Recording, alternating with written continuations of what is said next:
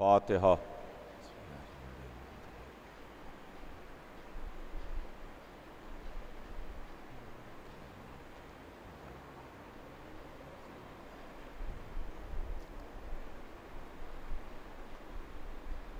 اعوذ باللہ السمیع العلیم من الشیطان اللعین الرجیم، بسم اللہ الرحمن الرحیم۔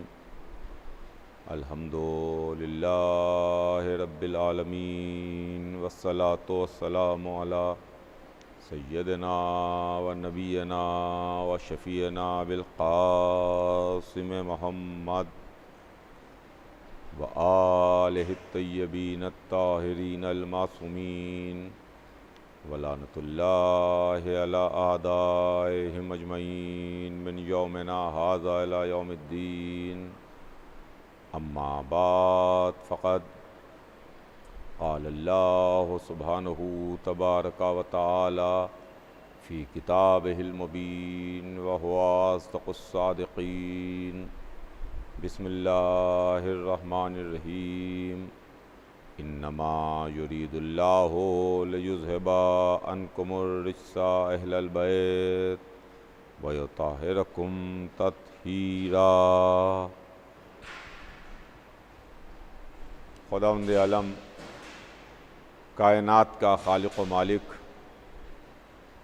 اپنی کتاب قرآن مجید میں ارشاد فرماتا ہے کہ بسم اللہ الرحمن الرحیم، یقیناً اے اہل بیت، اللہ نے یہ ارادہ کر لیا کہ آپ سے ہر طرح کے رجس کو دور رکھے، ہر طرح کی برائیوں کو دور رکھے اور آپ کو پاک رکھے اس طرح سے کہ جو پاک رکھنے کا حق ہے۔ عزیزان گرامی، سلسلہ کلام ذہن عالی میں ہوگا، ہمارے اور آپ کے درمیان اس موضوع اور عنوان پر گفتگو جاری ہے کہ ہم اہل بیت کو کیوں مانتے ہیں۔ عزیزوں، اس سلسلے میں روزانہ کچھ نہ کچھ آپ کی خدمت میں عرض کرنے کی کوشش کر رہا ہوں اور روزانہ کچھ نہ کچھ عرض کرتا ہوں۔ ہمارے اور آپ کے درمیان کل بات یہاں تک کہ پہنچی تھی کہ اہل بیت نے ہم کو اصول دین بتائے، ہم کو فروع دین بتائے۔ ہم نے جو اللہ کو پہچانا، ہم نے جو نبوت کو جانا، ہم نے جو امامت کو جانا، ہم نے جو قیامت کے بارے میں معلومات فراہم کی، وہ اہل بیت کے ذریعے سے، رسول کے ذریعے سے اور آل رسول کے ذریعے سے۔ اس کے علاوہ جو ہماری عبادتیں ہیں، جس کو اللہ نے واجب قرار دیا ہمارے اوپر، ان کو بھی ہم نے اہل بیت ہی کے ذریعے سے جانا اور پہچانا،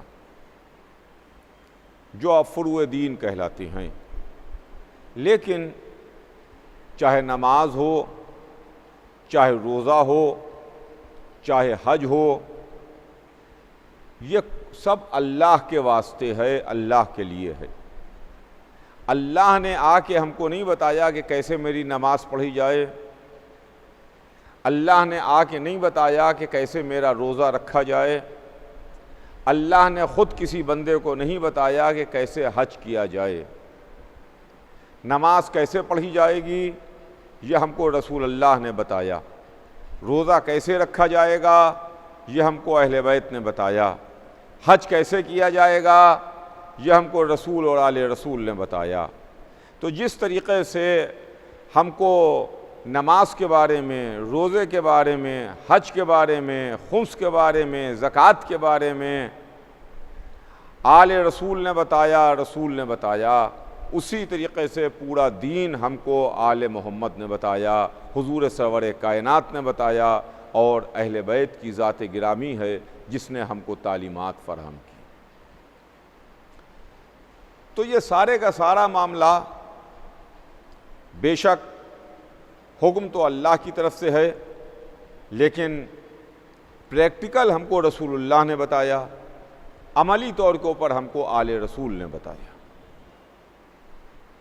اس لیے کہ میں آپ کی خدمت میں ایک بات عرض کر چکا کہ ہم نے دین کو اپنی رہبری کے واسطے، اپنی رہبری کے لیے، جنت کے واسطے، اپنی آخرت کے واسطے، اپنی نجات کے واسطے پورے معاملات کو امت کے کسی در سے جا کر کے نہیں لیا، بلکہ ایک ہی در سے ہم نے اسلام لیا، مذہب لیا، دین لیا، واجبات لیے، محرمات لیے، نمازیں لیں، روزے لیے، حج لیا، جو کچھ بھی دین ہے وہ ہم نے ایک ہی دروازے سے لیا۔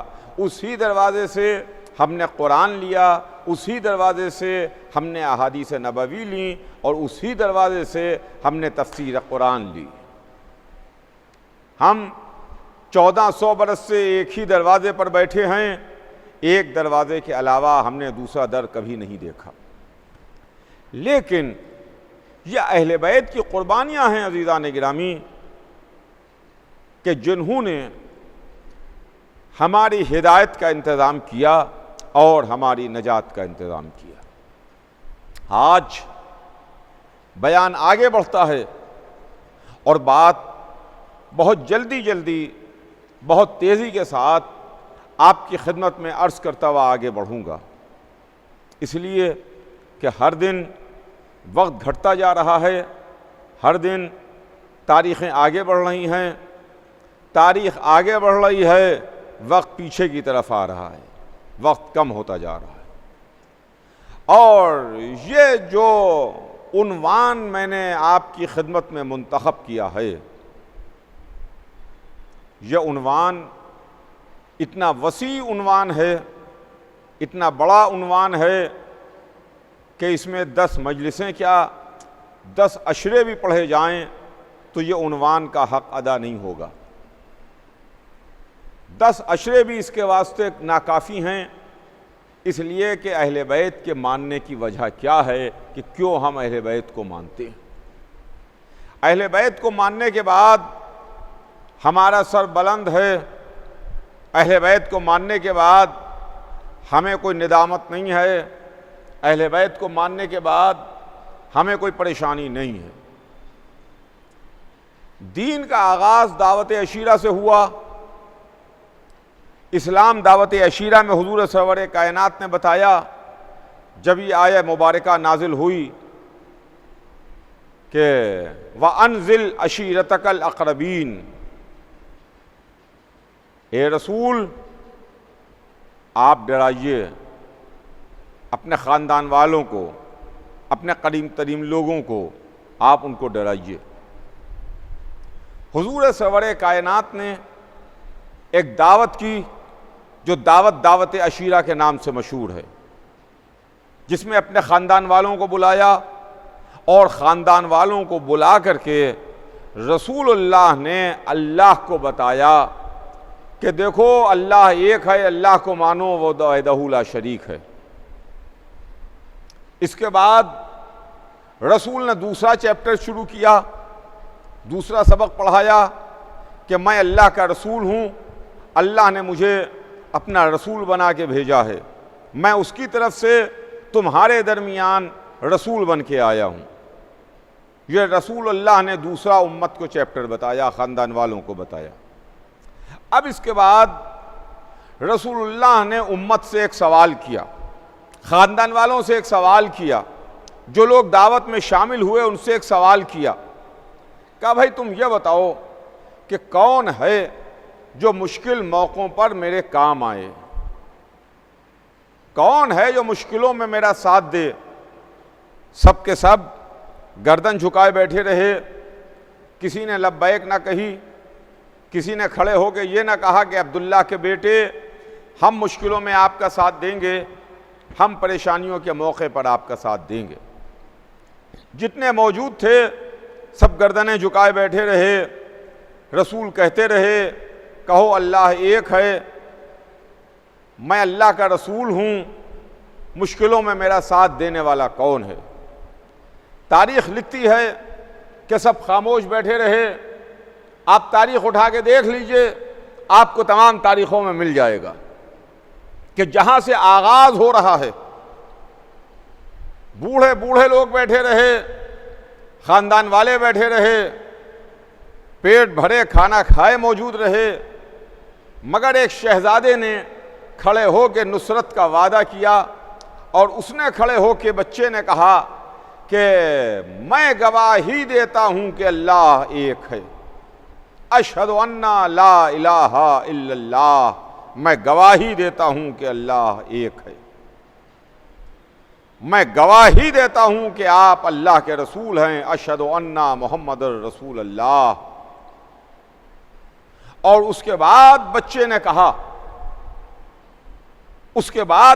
کہا کہ اللہ کے رسول، میں آپ سے نصرت کا وعدہ کرتا ہوں، میں آپ کی نصرت کروں گا، میں آپ کی مدد کروں گا، میں مشکل موقعوں پر آپ کے کام آؤں گا۔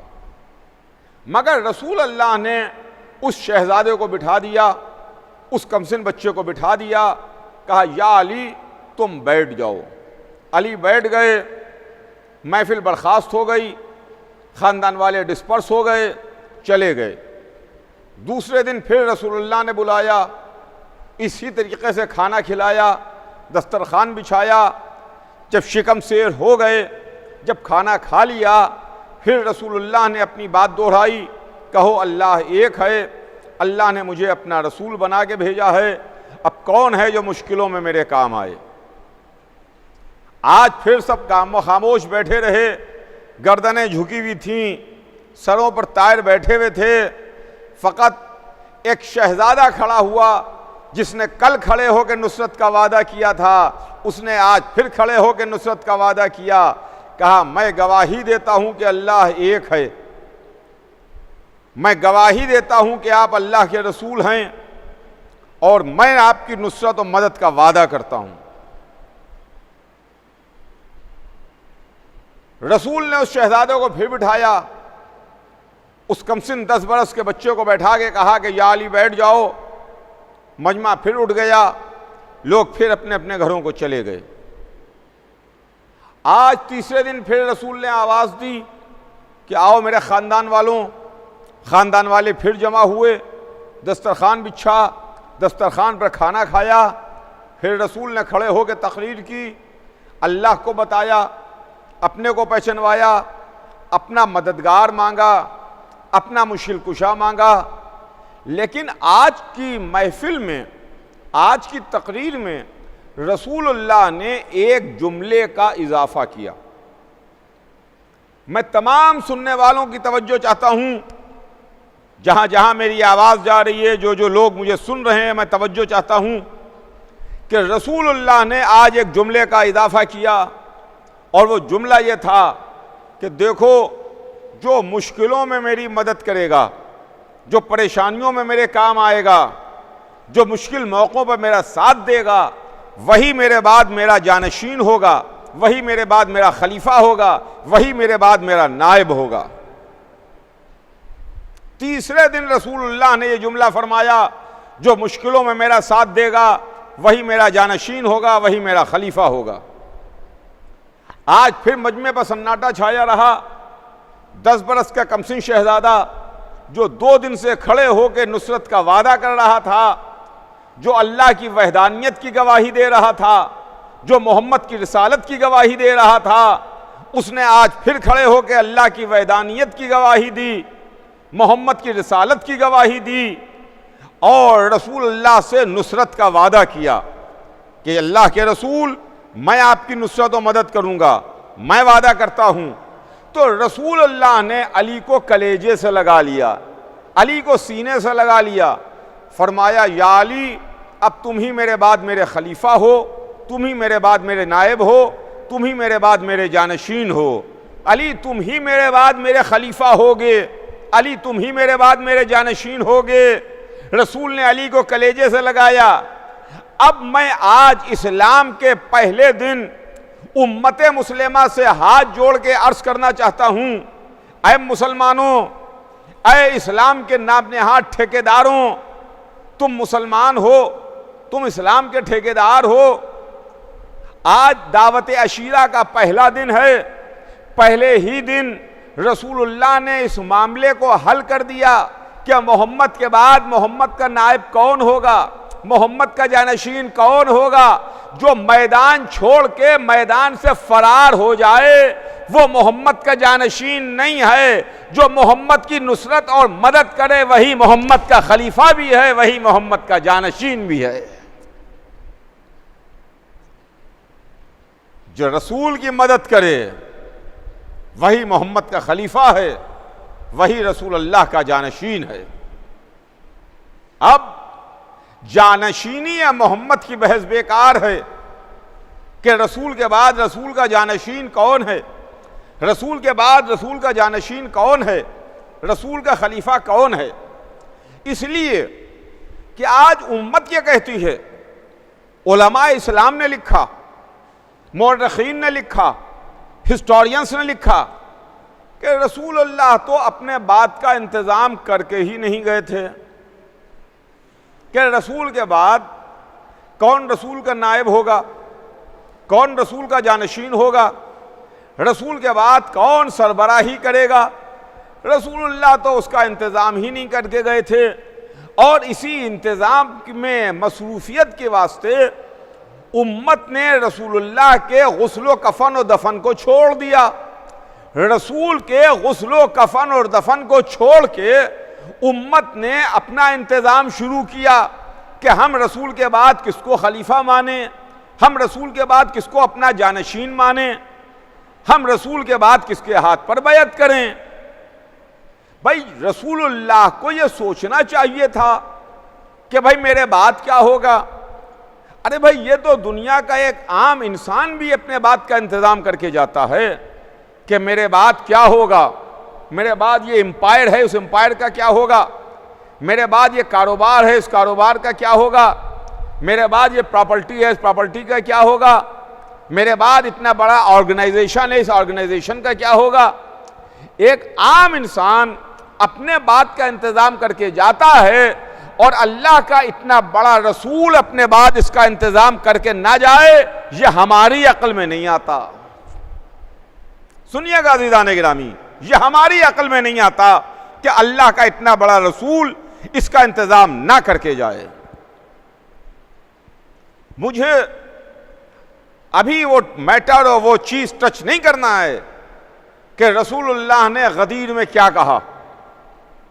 میں ابھی غدیر کی بات نہیں کرتا، ابھی تو آغاز اسلام ہے، اسلام کا پہلا دن ہے، اسلام کا پہلا دن فرسٹ ڈے آف اسلام، دعوت عشیرہ، جس میں حضور سرور کائنات نے فرمایا کہ وہی میرے بعد میرا خلیفہ ہوگا، وہی میرے بعد میرا جانشین ہوگا، جو مشکلوں میں میرے کام آئے، میری مدد کرے، وہی میرے بعد خلیفہ ہے، وہی میرے بعد جانشین ہے۔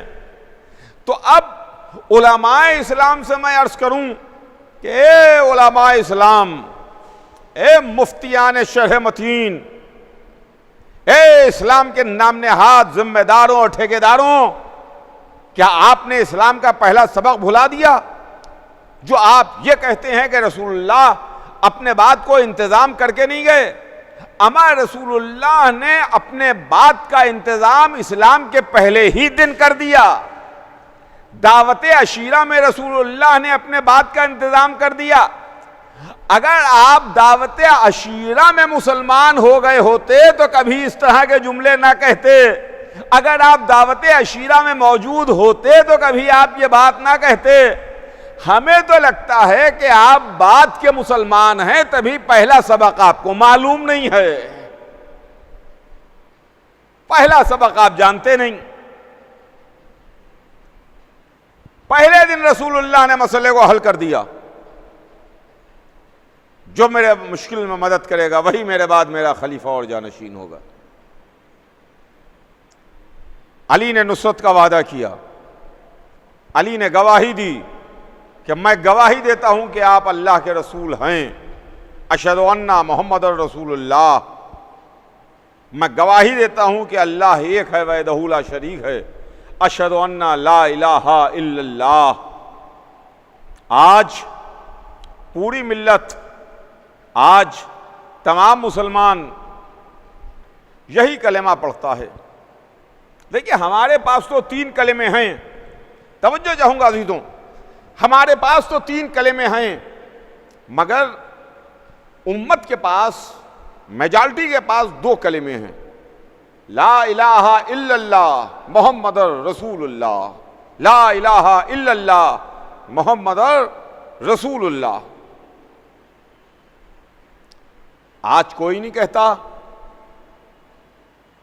آج کسی نے نہیں کہا کہ یہ تو علی نے اس وقت گواہی دی تھی جس وقت علی بہت کم سن تھے، بہت چھوٹے تھے، 10 برس کا سن تھا علی کا، رسول اللہ کی عمر مبارک 40 برس تھی، 30 برس کا گیپ ہے عمر میں رسول اور علی کی۔ رسول کی عمر مبارک 40 سال جب دعوت عشیرہ میں اعلان کیا، علی کی عمر مبارک 10 برس۔ آج کوئی نہیں کہتا، کسی کے منہ میں زبان نہیں ہے جو یہ کہہ سکے کہ ارے علی کی عمر کم ہے، علی کی عمر کم ہے، ہم ایک بچے کی گواہی کیسے مانیں؟ ارے اتنے بڑے عظیم خالق اور مالک اور اللہ کی وحدانیت کی گواہی کے واسطے ہم اس بچے کی گواہی کیسے مانیں؟ رسول اللہ کی رسالت کے واسطے ہم ایک بچے کی گواہی کیسے مانیں؟ مگر اگر وحدانیت پروردگار کی بات آئے تو بچے کی گواہی مانی جائے گی، رسالت محمد کی بات آئے تو ایک 10 برس کے کمسن شہزادے کی گواہی مانی جائے گی، لیکن جب بعد رسول خلافت کی بات آئے گی تو علماء اسلام نے کہا علی تو ابھی کمسن ہیں، علی تو ابھی علی کی عمر نہیں ہے، ارے ابھی عمر کے لحاظ سے علی خلافت کے لائق نہیں ہے، اما علی خلافت کے لائق عمر کے لحاظ سے ہو یا نہ ہو، مگر 10 برس کے سن میں تو اس لائق ہیں کہ اللہ کی وحدانیت کی گواہی دیں، محمد کی رسالت کی گواہی دیں۔ مگر کسی نے اعتراض نہیں کیا، تو یہ اہل بیت ہیں جن کے ذریعے سے ہم کو دین مل رہا ہے، جنہوں نے گواہی دی ہے، جن کی زبان کے نکلے ہوئے جملے آج پورے مسلمان کلمے کے طور پر ادا کر رہا ہے۔ لا الہ الا اللہ علی نے کہا، محمد رسول اللہ علی نے کہا، لا الہ الا اللہ محمد رسول اللہ، لا الہ الا اللہ محمد رسول اللہ۔ عالم اسلام میں بس ہمارا ہی فرقہ ہے کہ جو کلمہ آگے بڑھاتا ہے اور جو یہ کہتا ہے کہ علی ولی اللہ، اس لیے کہ علی ولی اللہ ہی کہنے کے بعد دین مکمل ہوتا ہے، علی ولی اللہ کہنے کے بعد ہی دین کامل ہوتا ہے۔ دین کامل نہیں ہوا، دین مکمل نہیں ہوا جب رسول اللہ نے غدیر کے میدان میں علی کی ولایت کا اعلان کیا، علی کو مولا بنایا، تب اللہ نے جبرائیل کو بھیج کے آیت نازل کی کہ الیوم اکملت لکم دینکم، آج ہم نے تمہارے دین کو کامل کر دیا۔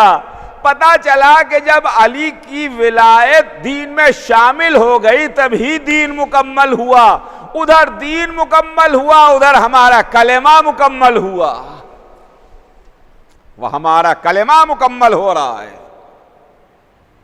تو دعوت عشیرہ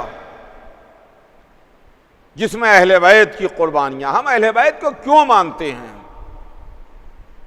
کہ ذہن عالی میں رہے، میں برابر آپ کے ذہن کو جھنجھوڑ رہا ہوں، برابر میں آپ کو بیدار کر رہا ہوں، میں اپنے تمام سننے والوں کی خدمت میں یہ عرض کر رہا ہوں کہ ہم اہل بیت کو کیوں مانتے ہیں۔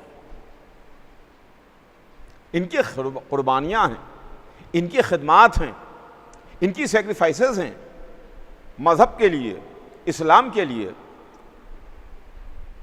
آنکھیں بند کر کے ہم نہیں مانتے ان کو، آنکھیں کھول کے ہم ان کو مانتے ہیں۔ دعوت عشیرہ کے بعد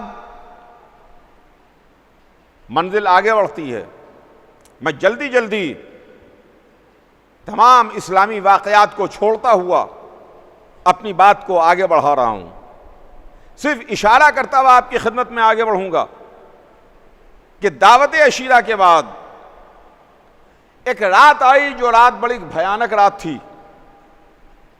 جو رات بڑی ڈراؤنی رات تھی، جو قتل رسول کی رات تھی، جب کافروں نے انتظام کیا کہ محمد کو ان کے بستر پر قتل کر دیں، رسول کو ان کے بستر ہی کے اوپر تلواروں سے ٹکڑے ٹکڑے کر دیں۔ اللہ نے اپنے ملک کے ذریعے سے، جبرائیل کے ذریعے سے رسول کو یہ پیغام بھجوایا کہ جاؤ، جا کے رسول سے کہو کہ تمہیں حکم ہجرت دیا جاتا ہے، آپ ہجرت کر کے مکے سے مدینے چلے جائیے۔ جبرائیل امین رسول کی خدمت میں آئے، تحفہ درود و سلام کے بعد کہا کہ اللہ نے بات تحفہ درود و سلام کے کہلوایا ہے کہ آپ کی قتل کا انتظام ہوا ہے، آپ کے قتل کی سازش رچی گئی ہے، آپ ہجرت کر کے مکے سے مدینے چلے جائیے، آپ ہجرت کر دیجئے، آج کی رات آپ کے قتل کا انتظام کیا گیا ہے۔ کافروں نے یہ پلاننگ کی ہے۔ حضور سرور کائنات نے حکم پر عمل کیا، لیکن اس کے پہلے علی کو بلایا اور علی سے کہا کہ یا علی، ابھی جبرائیل آئے تھے، اللہ نے مجھے ہجرت کا حکم دیا ہے، آج کی رات میرے قتل کی رات ہے، کافروں نے سازش کی ہے کہ مجھے میرے بستر پر قتل کر دیں۔ ہم تو یہ سوچ رہے تھے کہ رسول اللہ تو علی سے یہ کہیں گے کہ علی، آج کی رات بھیانک رات ہے، آج کی رات قتل کی رات ہے، آج کی رات کافروں نے میرے قتل کی سازش رچی ہے، مجھے حکم ہجرت دیا ہے، میں مکہ چھوڑ کے مدینے جا رہا ہوں، چلو تم میرے ساتھ مدینے چلو۔ جب خطرہ ہوتا ہے تو انسان اپنے قریب ترین لوگوں کو، اپنے بچوں کو، اپنے بھائیوں کو، اپنے قریب ترین لوگوں کو لے کر کے جاتا ہے۔ رسول کے بھائی بھی ہیں، رسول کے مددگار بھی ہیں، رسول سے نصرت کا وعدہ بھی کیا ہے، رسول ان کو پال بھی رہے ہیں۔ یا رسول اللہ، آپ علی کو اپنے ساتھ لے کے نکل جائیے۔ مگر ہماری حیرت کی انتہا نہ رہی جب ہم نے یہ دیکھا کہ رسول نے فرمایا کہ یا علی، میرے قتل کی رات ہے، کیا تم میرے بدلے میرے بستر پر سو رہو گے؟ میرے بستر پر سو رہو گے؟ تو علی نے بھی نہ ہاں میں جواب دیا نہ نہیں میں جواب دیا، بلکہ ایک جملہ فرمایا، ایک سوال کیا کہ اللہ کے رسول، کیا میرے سو رہنے سے آپ کی جان بچ جائے گی؟ اگر میں سو رہا تو میرے سونے سے آپ کی جان بچ جائے گی؟ تو رسول نے اس کا جواب دیا کہ ہاں یا علی، تمہارے سونے سے میری جان بچ جائے گی۔ تو تاریخ لکھتی ہے کہ علی نے شکر کا سجدہ کیا اور شکر کا سجدہ کر کے بتا دیا کہ میرا سونا بھی محمد کی حفاظت کے واسطے، میرا جاگنا بھی محمد کی حفاظت کے لیے۔ شکر کا سجدہ کیا، اور ادھر رسول مکے سے تشریف لے گئے اور ادھر علی بستر محمد پر سو گئے، چادر اوڑھ کے سو گئے، چادر اوڑھ کے لیٹے اور سو گئے۔ کافر رات بھر گھومتے رہے، کافر رات بھر گھر کا چکر کاٹتے رہے، کافر رات بھر یہ سمجھتے رہے کہ رسول بستر پر سو رہے ہیں،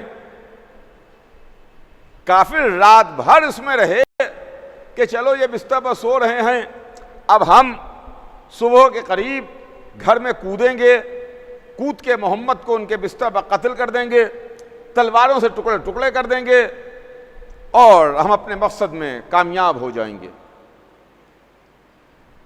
ادھر رسول مکے سے مدینے کے لیے چلے، ادھر علی بستر محمد پر سوئے۔ عزیزان گرامی، علی کی پوری زندگی میں، علی کی پوری تاریخ میں علی کی زندگی کی ایک ایک رات میں کعبے میں ولادت سے لے کے مسجد میں شہادت تک علی کا ایک رات بھی ہمیں آپ سونا نہیں دکھا سکتے۔ وہ تاریخ جو ایک ایک لمحے کا واقعہ ریکارڈ کر رہی ہے، وہ تاریخ جو ایک ایک لمحے کے واقعات سنا رہی ہے، وہ تاریخ جو ایک ایک لمحے کو لکھ کر کے ہمیں بتا رہی ہے، وہ تاریخ ہمیں ایک موقع بھی نہیں بتاتی جب علی سو رہے ہوں۔ علی رات کو غریبوں کی مدد کرتے ہیں، یتیموں کا سہارا بنتے ہیں، بیواؤں کی مدد کرتے ہیں، عبادت الہی کرتے ہیں، یاد خدا کرتے ہیں، رو رہے ہیں، نمازیں پڑھ رہے ہیں، سجدے کر رہے ہیں، عبادت الہی کر رہے ہیں، پیٹھ پر روٹیوں کا بوڑا لاد کے غریبوں کے دروازے پر پہنچا رہے ہیں، مگر کبھی علی سوتے ہوئے نظر نہیں آئے، سوتے ہوئے نظر نہیں آئے۔ فقط صرف اور صرف ایک ہی رات ہے جس رات علی سوئے ہیں، شب ہجرت علی سوئے۔ میں کہوں گا یا علی سبحان اللہ سبحان اللہ، آپ نے ایک رات سو کر کے نصیریوں کو سارے معاملات پر پانی پھیر دیا۔ آپ نے ایک رات سو کر کے نصیریوں کی ساری سازش کو تہ تیغ کر دیا، اس پر پانی پھیر دیا، ان کی ساری سازش کو جڑ سے مٹا دیا۔ اس لیے کہ نصیری تو کہہ رہا ہے کہ آپ خدا ہیں، نصیری کہہ رہا ہے کہ آپ اللہ ہیں، اور اللہ کی شان یہ ہے کہ نہ وہ سوتا ہے نہ اس کو اونگ آتی ہے۔ آپ نے سو کے بتا دیا کہ میں بندہ ہوں خدا نہیں ہوں، میں بندہ ہوں خدا نہیں ہوں۔ ادھر سوئے۔ ہم یوں ہی اہل بیت کو نہیں مانتے، وہ سو گئے، وہ چلے گئے، اور ایک مرتبہ گھر میں کودنے کی آوازیں آنے لگیں، لوگ دیواریں پھان پھان کے کودنے لگے، اور ادھر دروازے پھان کے دیواریں پھان کے کودنے لگے، اور گھر میں لوگ ننگی تلواریں لے کر کے جمع ہونے لگے کہ ایک مرتبہ بستر پر سونے والے نے اپنی چادر کو الٹا۔ اب جو چادر کو الٹا تو کافر دیکھ کے سن سے رہ گئے کہ یہ بستر پر علی ہیں، محمد کہاں چلے گئے، رسول کہاں چلے گئے، عبداللہ کا بیٹا کہاں چلا گیا؟ کہ کسی کافر نے آگے بڑھ کے علی سے کہا کہ تمہارے بھائی کہاں ہیں، تمہارے بھائی کہاں ہیں؟ تو علی نے اس کو ڈانٹ کے جواب دیا، کیا تو میرے حوالے کر کے گیا تھا جو مجھ سے سوال کر رہا ہے؟ کیا میرے حوالے کر کے گیا تھا جو مجھ سے پوچھ رہا ہے؟ لیجئے، کافروں کی پلاننگ بھی ناکام ہو گئی، کافروں کی پلاننگ بھی ناکام ہو گئی، کافروں کی سازش پر بھی پانی پھر گیا۔ نہ جانے یا علی آپ کی ذات کیسی ذات ہے کہ 1400 برس سے اللہ کے خلاف، رسول کے خلاف، مذہب کے خلاف، دین کے خلاف، اسلام کے خلاف، شریعت کے خلاف جس نے بھی کوئی سازش رچی، آپ نے اس پر پانی پھیر دیا، آپ نے اس کو کہیں کا نہ چھوڑا۔ یہی تو وجہ ہے کہ دنیا آپ کی دشمن ہو گئی، دنیا آپ سے خار کھانے لگی۔ تو یہ شب ہجرت عزیزان گرامی، مکے میں لوگ مسلمان تو ہو رہے تھے، مکے میں لوگ کلمہ تو پڑھ رہے تھے، ایسی بات نہیں ہے کہ سب مکے میں سبھی کافر ہوں، مگر رسول نے اپنے بستر پر سلایا تو علی کو سلایا۔ یہ اسلام میں اہل بیت کی فداکاریاں ہیں۔ پتہ نہیں عالم اسلام کو اسے بیان کرتے ہوئے پریشانی کیوں ہوتی ہے، عالم اسلام کو ان تمام باتوں کو بیان کرتے ہوئے جھجک کیوں ہوتی ہے، عالم اسلام کو ان تمام واقعات کو بیان کرتے ہوئے تردد کیوں ہوتا ہے؟ بھائی جس نے جو کیا ہے آپ کو اس کے بارے میں بیان کرنا چاہیے۔ انصاف کا تقاضا تو یہی ہے، کوئی کارنامہ میرا ہے تو میرا کارنامہ بیان کیجئے، کوئی کام آپ نے کیا ہے تو آپ کا کارنامہ بیان ہو، کوئی ان کا کارنامہ ہے تو ان کا کارنامہ بیان ہو۔ اب اس کو ہم کیا کریں کہ رسول اللہ کی زندگی میں جتنے کارنامے ہیں وہ علی ہی کے کارنامے نظر آتے ہیں۔ اب بعد رسول آپ کسی کو ہیرو بنا کے کھڑا کر دیں، بعد رسول کسی کو بھی آپ پیش کر دیں، اسلام اس کا ذمہ دار نہیں ہے، ہم اس کے ذمہ دار نہیں ہیں۔ لیکن رسول کی حیات میں، رسول کی زندگی میں اگر کوئی نظر آیا تو وہ رسول کا بھائی تھا جس نے دعوت عشیرہ میں نصرت کا وعدہ کیا تھا، وہ علی تھے۔ اور اس کے بعد مدینے میں ہمیں علی نظر آئے، مدینے میں علی نظر آئے۔ رسول نے مسجد تعمیر کی، جو پہلی مسجد ہے مسجد النبوی، اور اس مسجد سے ملے ہوئے لوگوں کے گھر تھے، اس مسجد سے ملے ہوئے لوگوں کے دروازے تھے۔ عالم یہ تھا کہ بڑے بڑے لوگوں کے گھر کے دروازے مسجد میں کھلتے تھے، گھر سے نکلے مسجد میں آ گئے، گھر سے قدم نکالا مسجد میں آ گئے۔ ایک دن جبرائیل امین رسول کی خدمت میں آئے، اللہ نے حکم بھیجا، اللہ کے رسول تمام دروازوں کو بند کر دیجئے۔ تمام دروازوں کو بند کرنے کا حکم دیا گیا۔ رسول نے تمام دروازوں کو بند کیا، جتنے دروازے مسجد میں کھلے تھے سارے دروازے بند ہو گئے۔ یا رسول کا دروازہ مسجد میں کھلا رہا یا علی کا دروازہ مسجد میں کھلا رہا، ان دو دروازوں کے علاوہ کوئی در مسجد میں نہیں کھلا۔ جب رسول نے سب کے دروازے بند کرائے تو لوگوں میں چیمی گوئیاں شروع ہوئیں کہ یہ رسول اللہ نے کیا کیا کہ اپنا دروازہ تو کھلا رکھا ٹھیک ہے، مگر علی کا دروازہ کیوں کھلا رکھا، علی کا در کیوں کھلا ہوا ہے، میرا دروازہ بند ہوا تھا تو علی کا دروازہ بھی بند ہونا چاہیے تھا۔ لوگوں میں چیمی گوئیاں شروع ہوئیں تو رسول اللہ مسجد میں تشریف لائے، منبر پر تشریف لے گئے اور فرمایا کہ سنو، میں نے نہ اپنی مرضی سے کسی کا دروازہ بند کیا ہے، نہ اپنی مرضی سے کسی کا دروازہ کھلا رکھا ہے۔ اللہ نے جس کے دروازے کو بند کرنے کا حکم دیا میں نے دروازہ بند کرایا، اور جس دروازے کو کھلا رکھنے کا حکم دیا اس دروازے کو کھلا رکھا۔ تو چلیے پتہ چلا کہ یہ اللہ کی مرضی تھی کہ علی کا دروازہ مسجد میں کھلا رہے، یہ اللہ کی مرضی تھی کہ رسول کا دروازہ مسجد میں کھلا رہے۔ دو دروازے کھلے رہے، ایک رسول کا دروازہ، ایک علی کا دروازہ۔ کہاں؟ اللہ کے گھر میں۔ اللہ کے گھر میں تین گھروں کے دروازے، دو گھروں کے دروازے کھلے۔ یہ تین گھر ہیں، ایک اللہ کا گھر، ایک رسول کا گھر، ایک علی کا گھر۔ اللہ کے گھر میں دو گھروں کے دروازے کھلے، ایک اللہ کا گھر ہے، ایک محمد کا دروازہ، ایک علی کا دروازہ۔ اب اگر آپ کہیے تو میں کلمہ پڑھوں، ہم نے اللہ کے گھر کو دیکھا، کہا لا الہ الا اللہ، محمد کے دروازے کو دیکھا، کہا محمد رسول اللہ، علی کا دروازہ دیکھا، کہا علی ولی اللہ، علی ولی اللہ۔ یہ ہے منزل عزیزان گرامی۔ ہم اہل بیت کو یوں ہی نہیں مانتے، اہل بیت کی خدمات ہیں، جنہوں نے خدمات پیش کی ہیں، جنہوں نے اپنی قربانیاں دی ہیں۔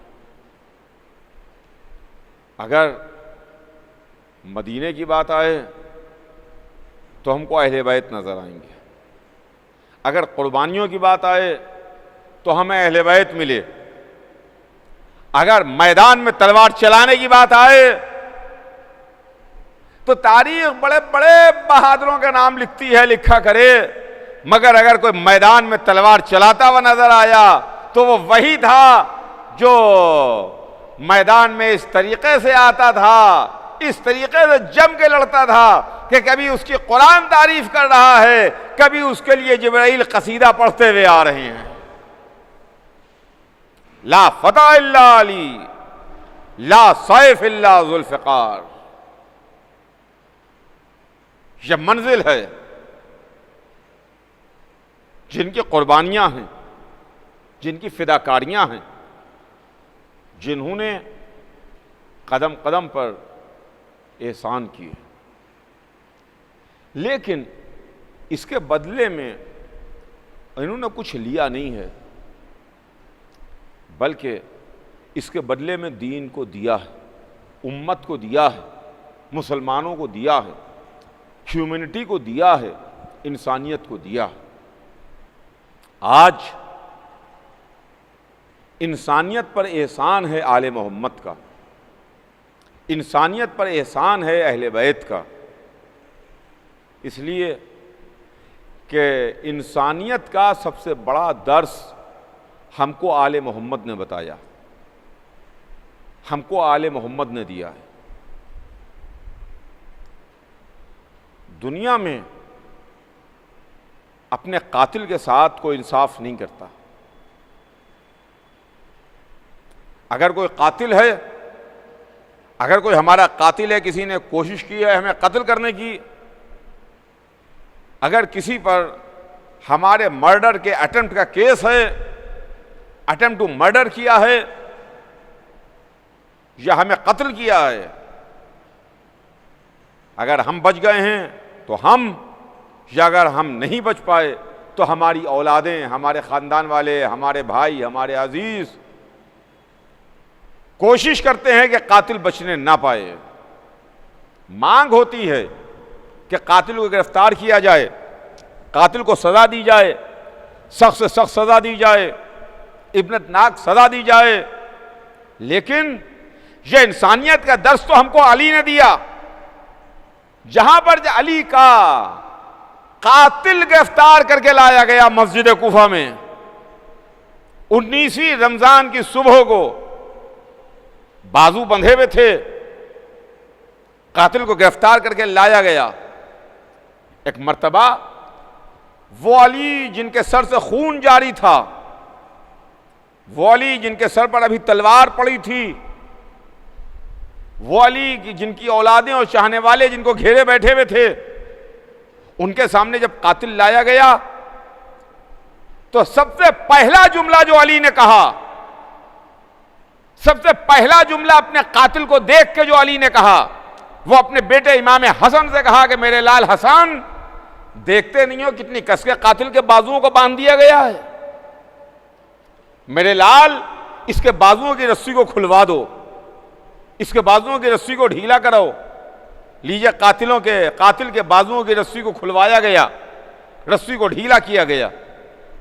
اس کے بعد جب افطار کے وقت علی کے سامنے جام شیر لایا گیا، علی کو شربت پیش کیا گیا، تو اپنے بیٹے حسن کو بلایا، کہا میرے لال حسن، میرے قاتل کو بھی ایسا ہی شربت پیش کیا جائے، ابن ملجم کو بھی ایسا ہی شربت جا کے دیا جائے۔ اللہ اکبر، یہ علی ہیں، یہ انسانیت کا کلائمیکس ہے، یہ انسانیت کی معراج ہے، جہاں پر اپنے قاتل کے واسطے بھی ویسا ہی شربت بھجوایا جا رہا ہے جیسا علی کے واسطے آیا ہے، ویسا ہی شربت قاتل کو پیش کیا گیا۔ اور اس کے بعد جب اپنے بیٹوں سے وصیت کی تو اپنے بیٹوں سے کہا کہ سنو، اگر میں بچ گیا اور زندہ رہا تو مجھے اختیار ہے، لیکن اگر میں نہ بچ سکا، مجھے موت آ گئی، تو میرے بچوں، میرے لال، میں تم کو وصیت کرتا ہوں کہ چونکہ میرے قاتل نے مجھے ایک ضرب لگائی ہے، لہذا اس کو بھی ایک ہی ضرب لگائی جائے، دو ضربیں نہ لگائی جائیں، اس پر بھی ایک ہی وار کیا جائے، اس لیے کہ اس نے میرے اوپر ایک وار کیا ہے، اللہ اکبر اللہ اکبر. یہ دنیا کو انسانیت کا درس بھی آل محمد نے دیا ہے. کیا کیا عرض کروں عزیزان گرامی، اور کیا کیا باتیں آپ کی خدمت میں عرض کروں، کیا کیا آپ کو بتاؤں کہ جہاں اپنے قاتل کو شربت بھجوا رہے ہیں کہ میرے لال میرے قاتل کو ایسا ہی جام شیر پیش کیا. میں کہوں گا یا علی، 40 ہجری کے کوفے میں کوفے والوں کو بلا کے کہہ دیجئے کہ علی کائنات کی اس ہستی کا نام ہے، اس انسان کا نام ہے، اس رحم دل کا نام ہے، اس شفیق کا نام ہے، اس انسان کا نام ہے جس نے اپنے قاتل کو بھی جام شیر بھجوایا. یا علی آپ وصیت کرتے جائیے.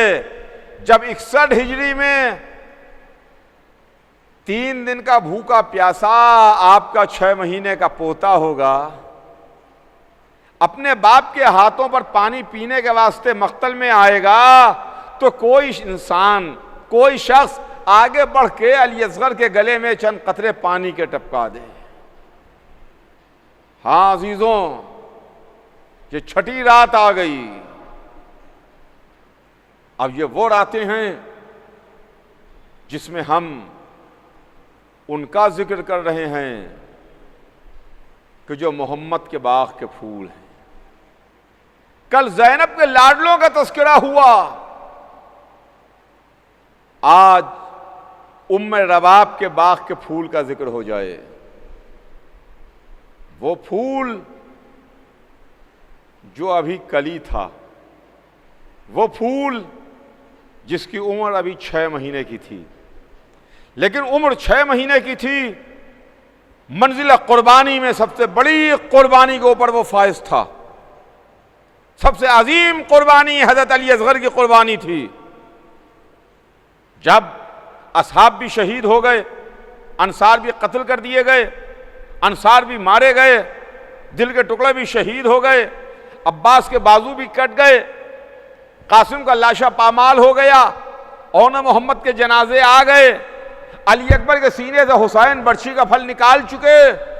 تمام امور سے فراغت پانے کے بعد زہرا کا لال در خیمہ پر کھڑا تھا، آواز دے رہا تھا، حل من ناصر، ہے کوئی میرا مددگار، ہے کوئی میری مدد کرنے والا، ہے کوئی میرا مشکلوں میں ساتھ دینے والا. خیمے سے رونے کا شور برپا ہوا. حسین در خیمہ پر پہنچے، بہن سے سوال کیا، بہن رونے کی کیا وجہ ہے؟ جواب ملا کہ آپ کی آواز سن کے علی اصغر نے اپنے کو گہوارے سے گرا لیا. حسین خیمے میں آئے، علی اصغر کو لیا، رباب کے حوالے کیا. رباب، بچے کو سجا دو، پیراہن بدل دو، بچے کو تیار کر دو. ماں نے 6 مہینے کا بچے کو سپاہی بنایا. حسین کو یہ کہتے ہوئے دے دیا، والی خیال رہے پہلی بار میرا بچہ مقتل کو سدھار رہا ہے. حسین نے علی اصغر کو گود میں لیا، ابا کا دامن ڈھکا، میدان میں آئے. ظالم سمجھے کہ حسین قرآن لے کے بیعت کرنے کے واسطے آئے ہیں، لیکن ہائے ہائے، حسین کے ہاتھ پر ضرور قرآن تھا، مگر یہ قرآن 6 مہینے کا قرآن تھا. قرآن کی آغوش میں قرآن تھا، قرآن کی گود میں قرآن تھا. ہاں ہاں، آپ گریہ کر لیجئے، آنسو بہا لیجئے، اس لیے کہ اب یہ وہ راتیں ہیں جن راتوں میں ہم فاطمہ زہرا کو ان کے باغ کے پھولوں کا پرسہ دیتے ہیں، فاطمہ زہرا کو ان کے بچوں کا پرسہ دیتے ہیں. اے بی بی فاطمہ زہرا، اپنے باغ کے لٹنے کا پرسہ قبول کیجئے. اے امام آخر ساکن غیبت، اپنے بھرے گھر کا پرسہ قبول فرمائیے. ہاں عزیزوں، کربلا میں 72 قربانیاں ہیں، مگر 72 قربانیوں میں حضرت علی اصغر کی قربانی وہ اکیلی قربانی ہے کہ جو 1400 برس سے انسانیت کو رلا رہی ہے.